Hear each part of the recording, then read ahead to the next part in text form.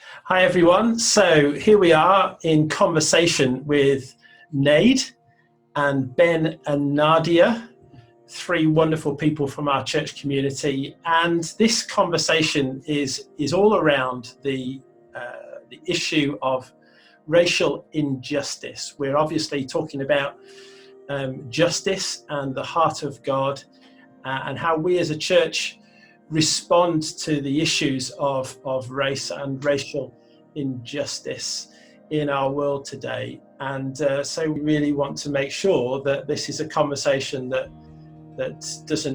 it's not here today and gone tomorrow, that this is something that we really press into as a church within our locality, this city.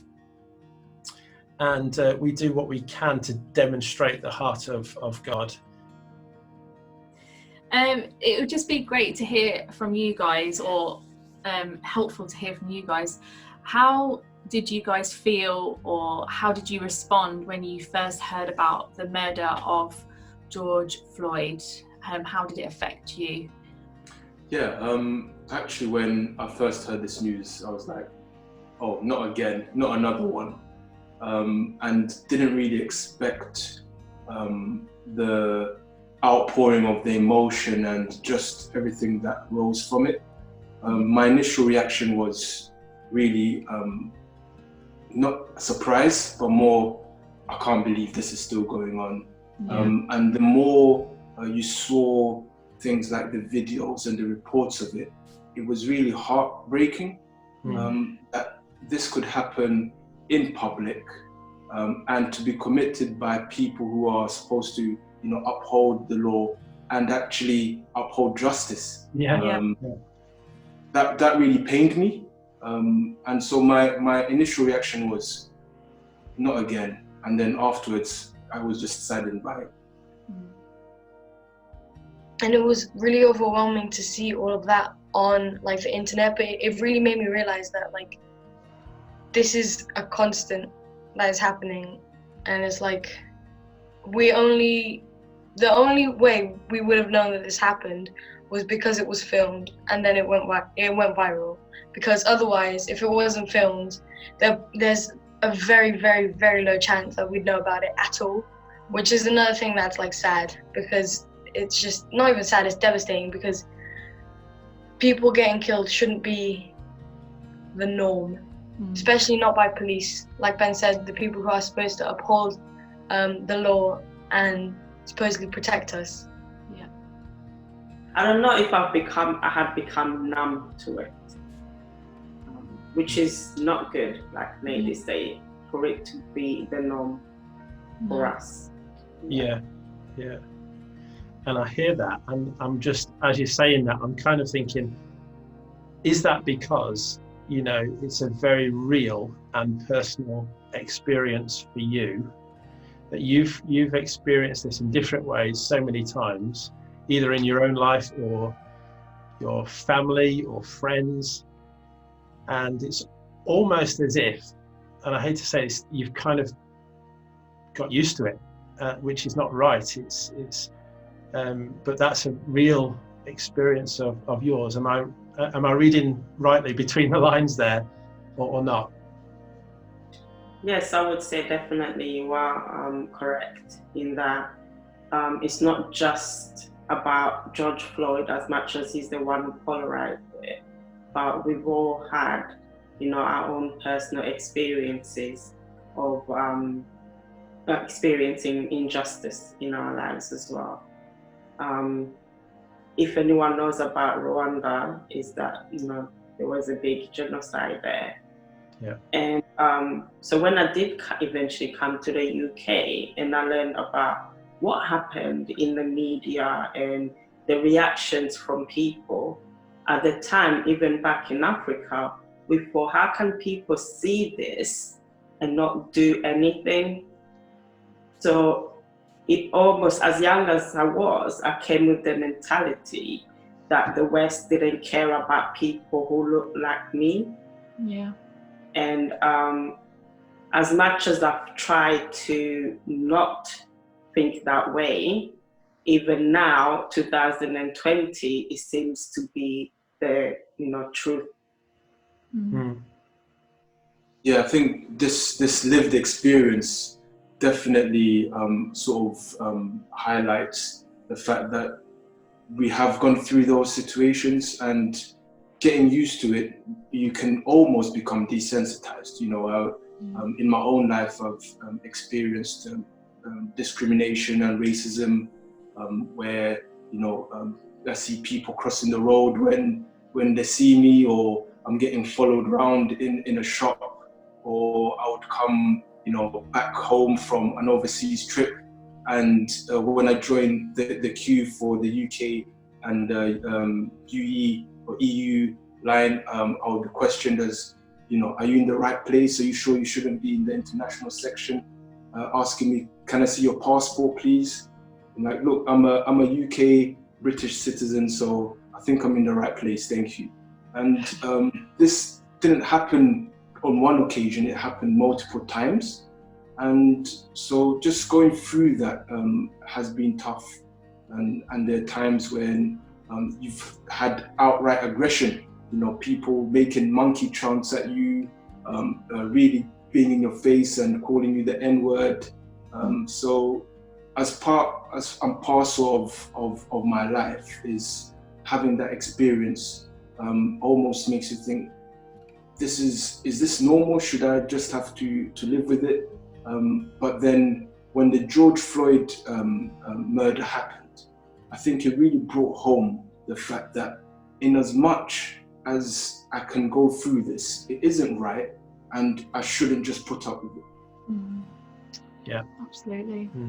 So even though I haven't experienced it, I do have family members who have, and I want to do my best and everything I can to make sure that people around me and every person of color can just have a support system, and for when this stuff does happen, because inevitably we won't be able to cancel this out, because it will always be like it is a systematic thing, so it will always be there until we break down the system. But that's a whole nother thing, but it will always be there.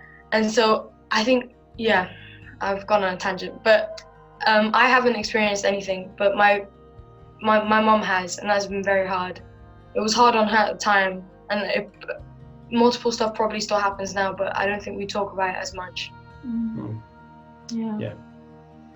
Thanks, guys, for sharing your personal experiences and being willing and open to do that. But Neide, you said that you went on a tangent, but it really kind of leads into the next question, which is, I'll read the question and then ask it in two separate ways. How can we as individuals and as the church respond to this issue of racial injustice? And so, Neide, how do you think that we, just as individuals, as like you said, you want to do everything that you can to break down this issue of injustice? How do you think we can? What's some of the first steps that we can take to do that? I think first steps would probably be realizing the privilege that white people have, and people of lighter skin complexions that are still people of color but aren't black, because there is discrimination in communities of color between black people and lighter skinned people. Another tangent, sorry. A lot on my mind right now, but the first thing to do is realize your privilege. Know that it's there, and it will always be there, but that doesn't mean that you haven't had a hard life or that you haven't suffered. It just means you haven't suffered because of the color of your skin, and you won't suffer because of the color of your skin. Other things would also be, it's not enough to just be not racist. You have to be anti-racist. So that's saying that, like, you have to equip yourself with the knowledge of what's going on in the world. You have to take it upon yourself to go out there on the internet, because the internet has so much information. There is literally no excuse to say, oh, I didn't know about that, or I didn't know the definition of this. You have time, you have the internet, you can do it, it's there. So that's another thing, to take it upon yourself, take that responsibility to find out this information, because you can't rely on people of color or people who've been oppressed to help you with that, because it's not their job, it is your job. In fact, that's something that you have to do. And also another thing would be to not get defensive or become aggressive when someone calls you out on a racist thing you said, because that doesn't help. Even if you didn't know you were being racist, because you won't learn unless you listen. And if someone is telling you that you are wrong, take that into consideration, understand their point of view, and don't do it again. Because if you're really trying to change, you have to stand there with an open ear and just listen, and just kind of like shut up for a second, because it's not about you, it is about them. It is about people of color, it's about Black people, it's about people who've been oppressed. It is time that we realize that we need to help them and fix this issue before we fix other issues. I don't know if that makes sense, but yes. Yeah, it does make total sense. And actually, after this Zoom conversation, when I'm speaking, I'm going to be using a really short video clip that kind of illustrates that point that you've made there about white privilege and how that ties into the story of the Good Samaritan, because really the question that's being asked of Jesus is who is my neighbour? To try and that's from an expert in Jewish law is asking Jesus that question to justify himself, and that's often what we try to do, isn't it? To justify ourselves. But the question, who is my neighbour, is really important in that whole kind of area of white privilege, which is a very real issue, and most white people are ignorant to it, if we're really honest. Yeah, completely. And I'm embarrassed to say, ashamed to say, that I think I've probably been very ignorant of these issues, and particularly the white privilege thing. I just think you don't realise what privilege you have in life because of the colour of your skin until something like this happens. And it's been so helpful for me to read and to listen to people talking. There's lots around at the moment. There's lots of books around.